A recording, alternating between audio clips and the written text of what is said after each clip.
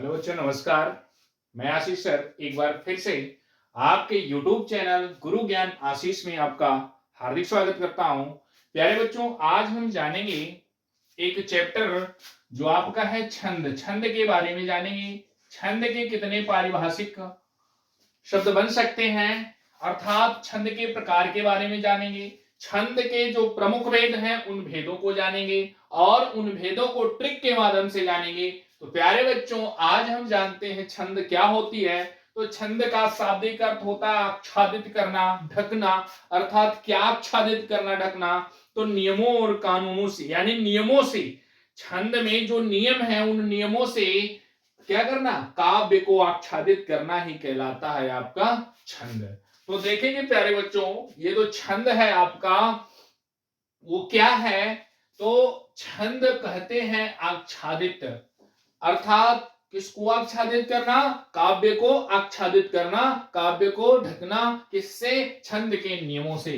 तो छंद के कुल लगभग 8 प्रकार के क्या होते हैं, अंग माने गए हैं। जैसे चरण होता है, तुक होता है, लय होता है, मात्रा होती है, गण होते हैं। तो इस प्रकार से प्यारे बच्चों, हम ट्रिक के माध्यम से आपको छंद बताने जा रहे हैं। छंद के प्रकार के बारे में पहले चर्चा कर लेते हैं और छंद से जितने भी पारिभाषिक प्रश्न बन सकते हैं वो पारिभाषिक प्रश्न आपके इसी वीडियो से ही पता चल जाएंगे। तो प्यारे बच्चों, इससे जुड़े रहिए। तब तक वीडियो के एंड तक हमसे जुड़ने का प्रयास करें बच्चों। तो देखिएगा, ये छंद को कितने भागों में बांटेंगे। तो छंद को 3 भागों में बांटा जाता है। कौन कौन से? तो ये देखिएगा, पहला भाग होता है मात्रिक छंद। क्या होता है? मात्रिक छंद। दूसरा भाग होता है वर्णिक छंद। वर्णिक छंद। तीसरा भाग होता है आपका, वो होता है मुक्तक छंद। मुक्तक छंद। ये देखें बच्चों, आपका छंद के कितने भेद बताए हमने? 3 भेद, मात्रिक छंद, वर्णिक छंद और मुक्तक छंद। अब ये जो आपका होता है मात्रिक छंद, ये वेरी इंपॉर्टेंट होता है एग्जाम के दृष्टिकोण से। तो ये देखेंगे कितने प्रकार से इसको बांट सकते हैं। तो इसे बांटेंगे 3 भेदों में। कौन कौन से? एक होगा आपका सममात्रिक छंद। सम मात्रिक छंद। दूसरा भाग होगा आपका अर्ध सममात्रिक छंद। अर्ध सममात्रिक छंद। अर्ध सम मात्रिक छंद। और तीसरा भाग होगा आपका विषम मात्रिक छंद। विषम मात्रिक छंद। मात्रिक छंद। तो इसमें प्यारे बच्चों देखिएगा, पारिभाषिक शब्द, पारिभाषिक परिभाषा से अगर प्रश्न किए गए, पारिभाषिक प्रश्न अगर किए गए तो आप इनसे नहीं चूकेंगे। तो देखिएगा, इसमें इंपॉर्टेंट हम जानेंगे किसे किसे। तो इसे जानेंगे आप सबसे पहले चौपाई को, चौपाई को। इसके बाद जानेंगे हम रोला को। इसके बाद जानेंगे हम गीतिका को। इसके बाद जानेंगे हम हरि गीतिका को। हरि गीतिका को। आपके एग्जाम बेस्ट जितने भी होंगे, सारे एग्जाम बेस्ट होंगे। तो हरि गीतिका को। फिर इसके बाद अर्ध सममात्रिक छंद में हम जानेंगे, तो अर्ध सममात्रिक छंद में जानेंगे हम दोहा को। और फिर जानेंगे हम सोरठा को, सोरठा को। और फिर हम जानेंगे बरबय को, बरबय को। और फिर हम जानेंगे उल्लाला को, उल्लाला को। तो देखेंगे प्यारे बच्चों, विषम मात्रिक छंद में हम जानेंगे कुंडली छंद को, यानी कुंडलियां को।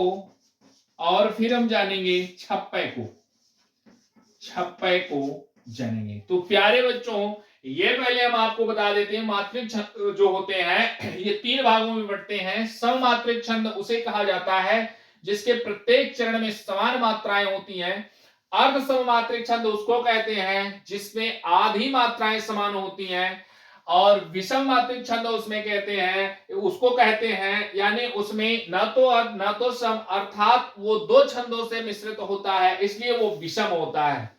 तो प्यारे बच्चों हम जानेंगे सममात्रिक छंद के अंतर्गत चौपाई क्या है, अर्थात रोला क्या है, गीतिका क्या है और गीतिका क्या है, जो प्राय आप चर्चा में पढ़े हुए हैं। जैसे आपका चौपाई है, रोला है, दोहा है, सोरठा है।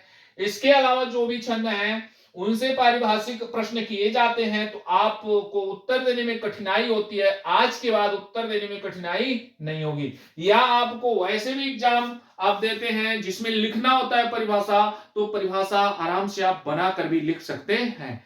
मेरे इस वीडियो के अंत तक बने रहिए, आपको सारी चीजें यहां पर बताई जाएंगी। तो प्यारे बच्चों देखिए, चौपाई यानी जिसके चार पैर होते हैं वो चौपाई कहलाती है, अर्थात चार चरणों वाली होती है चौपाई। यह सममात्रिक छंद होती है। इसके प्रत्येक चरण में क्या होता है, इसके प्रत्येक चरण में 16 मात्राएं होती हैं। इसके चार चरण होते हैं और चार चरणों में 16 मात्राएं होती हैं, उसको कहते हैं चौपाई। प्यारे बच्चों ये भी जान के रखिएगा कि चौपाई के आधे भाग को और क्या कहते हैं, तो चौपाई के आधे भाग को अर्धाली कहते हैं, अर्धाली कहते हैं। ये देखिएगा बच्चों, अब आते हैं रोला के पास, और रोला भी एक सममात्रिक छंद है जिसके प्रत्येक चरण में 24 मात्राएं होती हैं, लेकिन इस 24 मात्राओं के अंतर्गत जो होता है आपका 11 और 13 पर यति पाई जाती है, अर्थात इसका चरण पूरी पंक्ति का होता है। प्यारे बच्चों यहां तक तो आप सामान्य परिचय जानते हैं। इसके बाद गीतिका, हर गीतिका में दिक्कतें आपको जो होती हैं उस दिक्कत को मैं ट्रिक से अब सॉल्व कर रहा हूं, तो देखिएगा, ट्रिक याद रखिएगा एकदम रीजनिंग की तरह। जैसे रोला आपको पता चल गया 24 मात्रा है, प्लस 2 और जोड़ दें तो आपका निकल जाएगा किसका, गीतिका छंद की मात्रा पता चल जाएगी। यानी प्रत्येक चरण में, गीतिका छंद के प्रत्येक चरण में 26 मात्राएं होती हैं। तो प्यारे बच्चों ये देखिएगा, फिर तो इसमें भी यति होती होगी, तो किस प्रकार से यति होती है, इस यति को निकालने के लिए कुछ नहीं करना, आपको सिर्फ ये ध्यान देना है इकाई और दहाई के जो बड़े डिजिट हैं उनमें से छोटे डिजिट को घटा देना है। अर्थात 6 से 2 घटाएंगे तो क्या आएगा, 4 आएगा। इसको दहाई अंक में लेके जाएंगे 14 आएगा, अर्थात पहली यति मिल गई कितने पर, 14 पर। और अब कुछ नहीं करना है, पूरी मात्रा में से 14 को घटा देंगे तो आपकी दूसरी यति भी यहां मिल जाएगी, अर्थात दूसरी यति कितने पर हो जाएगी, 12 पर। तो प्यारे बच्चों अगर आपसे कहे परिभाषा लिखने को, तो आप हर गीतिका की परिभाषा भी लिख सकते हैं। देखिए जैसे गीतिका एक सममात्रिक छंद है जिसके प्रत्येक चरण में 26 मात्राएं होती हैं, लेकिन 14-12 पर यति होती है। प्यारे बच्चों इसके आगे चलें तो ये देखिएगा, हर गीतिका जो है बस कुछ नहीं करना है, यहां पर फिर +2 करना है, अर्थात आएगा आपका 28। अब ये देखिएगा, हर गीतिका छंद में 28 मात्राएं होती हैं, इसकी भी यति निकालने के लिए वही प्रक्रिया अपनानी है जो यहां पर आपने अपनाया। इकाई और दहाई के डिजिट को घटा लें तो 8 से 2 जाएगा, कितना आएगा, 6, और इसको दहाई अंक में ले जाएं, ये देखिए पहली यति प्रस्तुत हो गई आपके सामने। तो प्यारे बच्चों ये देखिएगा, कुल मात्रा में से क्या करें, पहली यति को घटा लें तो 28 से 16 घटाएंगे तो आपके उत्तर आएंगे कितने, 12। तो प्यारे बच्चों अब आपसे कोई परिभाषा क्यों न पूछ ले तो परिभाषा भी बना सकते हैं। जैसे अगर हर गीतिका की परिभाषा कोई पूछे तो कहेंगे हर गीतिका एक सममात्रिक छंद है जिसके प्रत्येक चरण में 28 मात्राएं होती हैं, लेकिन 16-12 पर यति होती है। प्यारे बच्चों ये रीजनिंग वाले ट्रिक है, रीजनिंग वाले ट्रिक को भूले ना, इसको 2 बार अगर प्रैक्टिस कर लेंगे तो परीक्षा हाल में भी आप परिभाषा तक बना सकते हैं। प्यारे बच्चों आगे देखते हैं अर्ध सममात्रिक छंद। अर्ध सममात्रिक छंद जो है आपका आधी मात्रा समान होती है, अर्थात दोहा, सोरठा, बरबे, उल्लाला। तो इसको भी ध्यान से देखें। जैसे दोहा में क्या होता है कि इसमें 4 चरण होते हैं, और 4 चरण जो इसमें होते हैं तो आधी मात्रा समान होती है। पहले और तीसरे चरण में एक समान मात्राएं पाई जाती हैं, और दूसरे और चौथे चरण में एक समान मात्राएं पाई जाती हैं। तो इसमें ध्यान दीजिएगा, इसको अर्धसम मात्रिक छंद क्यों कहा गया, क्योंकि देख रहे हैं आप आधी मात्रा समान फिर आधी मात्रा समान, तो उसे कहते हैं अर्धसम मात्रिक छंद। ऐसी स्थिति दोहा में भी होती है, सोरठा में भी होती है, बरबय में भी होती है, उल्लाला में भी होती है। तो देखें इसकी परिभाषा, तो पहले और तीसरे चरण में कितनी मात्राएं, 13 मात्राएं होती हैं, तथा दूसरे और चौथे चरण में कितनी मात्राएं, 11 मात्रा होती है, वहां होता है आपका दोहा छंद। तो प्यारे बच्चों आगे देखें, सोरठा क्या होता है, तो यह दोहे का उल्टा होता है। किसका उल्टा होता है, दोहे का उल्टा होता है। अर्थात इसके पहले और तीसरे चरण में 11 मात्रा तथा दूसरे और चौथे चरण में 13 मात्रा होती है, वह होता है आपका सोरठा छंद। प्यारे बच्चों अब जाने बरबय। तो बरबय के लिए मैंने ट्रिक बताया है, ध्यान दीजिएगा। बरबय शब्द को लिखने में कितने वर्णों का प्रयोग हुआ, 1 2 3। पहले तो ये ध्यान रखें कि ब से बरबय ब से 12 एक ही साउंड निकल रहा है, ब से बरबय ब से 12, अर्थात ये पहले और तीसरे चरण में, इसके पहले और तीसरे चरण में 12 मात्राएं होती हैं, ब से बरबय ब से 12। लेकिन हमें ये नहीं पता कि इसके दूसरे और चौथे चरण में कितनी मात्राएं होंगी। तो ये ध्यान देंगे, बरबय शब्द 3 वर्णों से मिलकर बना है, लेकिन बरबय पे कितनी मात्राएं दी जा सकती हैं, 4। तो मात्राओं और वर्ण को काउंट कर लें, 3 और ये 4 7, अर्थात ये दूसरे और चौथे चरण में 7 मात्राएं होती हैं। तो प्यारे बच्चों आपको इसकी परिभाषा भी लिखने को आ जाए, तो ऐसी ट्रिक बना रहा हूं कि इस ट्रिक के माध्यम से आप परिभाषित भी कर लें। अब देखते हैं उल्लाला। तो प्यारे बच्चों आप अल्फाबेट अंग्रेजी वर्णमाला को तो याद रखे होंगे, लेकिन हिंदी वर्णमाला के अल्फाबेट आप याद नहीं करते। तो ये देखिएगा, मैं बता रहा हूं ऊ का स्थान अल्फाबेट में कौन सा होता है। तो प्यारे बच्चों उत्तर आप देंगे कौन सा, 5 होता है। इसको 2.5 अंक पे ले जाइए।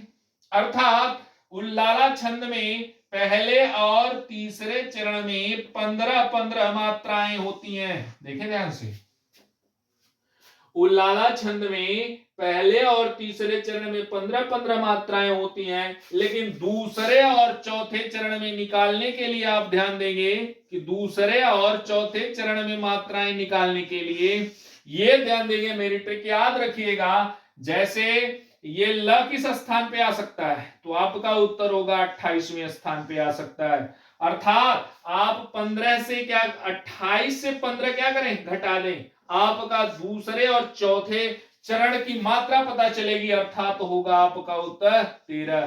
तो ये देखेंगे दूसरे और चौथे चरण में कितनी मात्राएं, 13 मात्राएं होती। अब आपसे कोई पूछना ले उल्लाला, अब कदापि नहीं भूलेगा, क्योंकि हमने ये ट्रिक बताया उल्लाला के लिए। ऊ का स्थान 5वां होता है, 2.5 स्थान ले जाएं, पहले और तीसरे चरण की मात्रा पता चल गई, और ल का स्थान 28वां होता है, अर्थात 28 पूरी पंक्ति अगर लेंगे तो 28 ही मात्रा होगी। तो पूरी पंक्ति नहीं है, अर्धसम मात्रिक छंद है, आधा ही पता होना चाहिए चरण में। तो ये ध्यान देंगे आप कि 28 में से इस 15 को घटाएंगे 13 आ जाएगा, अर्थात दूसरे और चौथे चरण में इसमें 13 मात्राएं होती हैं। तो प्यारे बच्चों इस प्रकार से आप पूरे छंद को एक सरल पारिभाषिक शब्दों में और इन ट्रिकों के माध्यम से याद करके आप परीक्षा में अच्छे अंक ला सकते हैं इनसे रिलेटेड सवालों को। तो प्यारे बच्चों अब देखते हैं विषम मात्रिक छंद। विषम यानी सम नहीं है, आधा भी सम नहीं, पूरा भी सम नहीं, अर्थात विषम है। विषम कब होंगे, अर्थात जब दो छंद मिल करके एक छंद नए छंद का निर्माण करेंगे तो विषम हो जाएंगे। तो प्यारे बच्चों यहां ध्यान दीजिएगा, कुंडलियां छंद क्या है, तो कुंडलियां छंद के लिए भी मैंने एक ट्रिक बता रखा है जो जीवन में कदापि नहीं भूल सकता। तो ये देखिए कुंडलियां छंद के अंतर्गत मैंने जो ट्रिक बनाया है, ये देखिएगा वो ट्रिक है आपका कूदो रोज। प्यारे बच्चों ध्यान दीजिएगा, ये जो मैंने ट्रिक बनाया है बिल्कुल रुचिकर ट्रिक है, कदापि भूल नहीं सकती। तो ये देखिएगा कूदो रोज, कू से याद रखें कुंडलियां, द से याद रखें, दो से याद रखें दोहा, और र से याद रखें रोला, देखिए रो से याद रखें रोला, और द से दोहा, और ज से याद रखें जमा। जमा क्या होता है? प्लस होता है। तो देखिए दोहा और रोला के योग से आपकी कुंडलियां छंद बनती हैं। प्यारे बच्चों, ये कुंडलियां छंद की परिभाषा क्यों ने आपसे पूछ ले, आप जिंदगी में कभी नहीं भूलेंगे। सिर्फ इस ट्रिक को याद रखें जो मैंने अभी आपको बताया, कूदो रोज। यानी कूदो रोज स्वास्थ्य के लिए लाभदायक होता है, व्यायाम होता है, लेकिन इतना भी मत कूदो कि क्या हो जाए, आपको क्षति पहुंच जाए। अर्थात अगर चोट या मोचे आ गई तो आप क्या करते हैं, देखिए मेरी ट्रिक इस पर भी फॉलो हो जाएगी। यानी आप कूद रहे हैं लेकिन कहीं आपको चोट आ जाए तो क्या करते हैं, रोऊं छपा छप, रोऊं छपा छप। तो प्यारे बच्चों ये देखिएगा कि रोऊं छपा छप जो हमने शब्द बनाया है, वो शब्द किसके लिए, छप्पे के लिए बनाया। छपा छप से याद रख लेंगे कि छप्पे शब्द छंद के बारे में बताया गया है, छप्पे छंद के बारे में बताया गया है। और यहां पर ध्यान दीजिएगा, रो शब्द जो है, रो वर्ण जो है, इससे लीजिएगा रोला, और ऊ से लीजिएगा आप उल्लाला। क्या लेंगे, उल्लाला। तो देखिएगा यह आपका हो गया क्या, छप्पे छंद में क्या होता है, रोला और उल्लाला के योग से बनती है आपकी छप्पे छंद।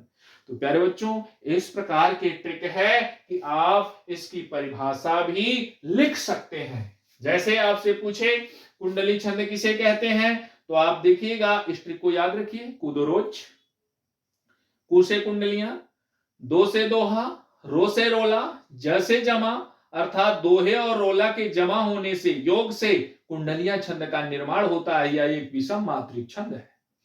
आपसे छप्पे छंद पूछ ले, रोऊं छपा छप, अर्थात छप्पे से याद रखेंगे छप्पे छंद के बारे में, और रो से याद रखेंगे रोला, ऊ से याद रखेंगे उल्लाला, अर्थात रोला और उल्लाला के योग से आपका छप्पे छंद का निर्माण होता है।